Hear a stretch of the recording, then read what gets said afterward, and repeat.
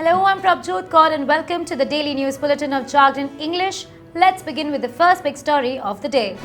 The sporadic violence in Delhi's northeast region has claimed the lives of 20 people while over 200 have been injured so far. Even as Chief Minister Arvind Kejriwal flagged the situation as become alarming and the army should be called in as police is unable to control it. Communal violence over the amended citizenship law had escalated in northeast Delhi on Tuesday as police struggled to check the rioters who ran amok on streets, burning and looting shops, pelting stones and thrashing people. On Tuesday, the death toll was 13. Looking at the worsening situation in the national capital, CM Kejriwal today said that he has written to Home Minister Amit Shah, saying that army should be called in and curfew should be imposed in rest of the affected areas.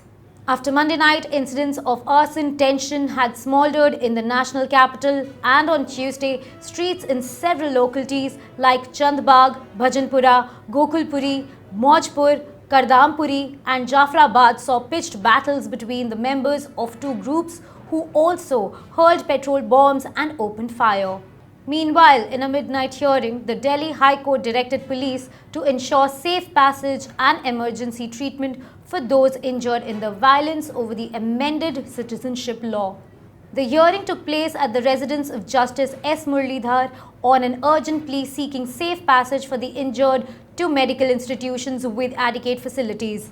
The Delhi High Court later also directed police to respond by 12:30 p.m. on Wednesday to a plea seeking lodging of FIRs and arrest of those involved in the ongoing communal violence in parts of northeast Delhi over the CAA.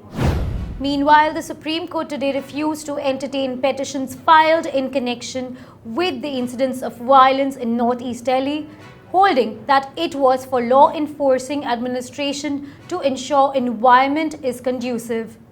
Fixing March 23rd for next hearing on petitions seeking removal of protesters in Shaheen Bagh, the top court said that there was a need for magnanimity and for situation to cool down. The top court expressed grief on the incidents of violence and deaths of people but refused to entertain pleas on them. It said it will not expand scope of petitions filed in connection with Shaheen Bagh protests by looking into pleas on violence. Solicitor General Tushar Mehta informed the Apex Court that the Delhi High Court has heard pleas connected with the violence.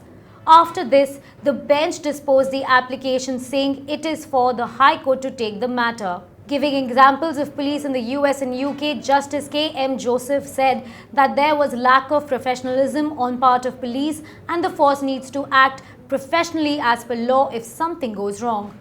The bench, also comprising Justice S.K. Kaul, said that it had nothing against Delhi police but was making remarks keeping in mind larger perspective. At the outset, the Solicitor General Tushar Mehta, appearing for the government, asked the top courty to not make any adverse observations relating to Delhi violence as it will demoralize police force. He also told the court that the Delhi HC has heard pleas connected with the violence. The bench told Mehta not to misunderstand its views as it was making remarks keeping in mind long-term implications. On the first anniversary of Balakot Air Strikes, Defence Minister Rajanth Singh today said that India's approach in dealing with terrorism has undergone a major change as its armed forces now do not hesitate to cross the border to protest the country against the menace.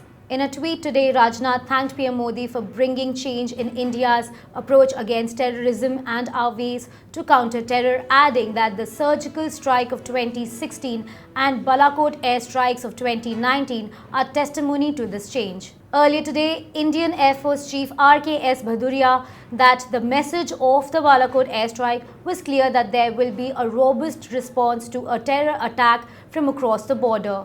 The Chief of the Air Staff flew a sortie in MiG-21 of 51 Squadron with two Mirage 2000s and Sukhoi 30 MKI from Srinagar Air Base to mark the completion of 1 year of Balakot airstrikes. Last year on this day, Indian Air Force carried out airstrikes in Pakistan's Balakot, targeting Jaish-e-Mohammed's terror training camps. The Jaish-e-Mohammed had claimed responsibility of a deadly terror attack in February 14th in Pulwama, killing more than 40 CRPF personnel.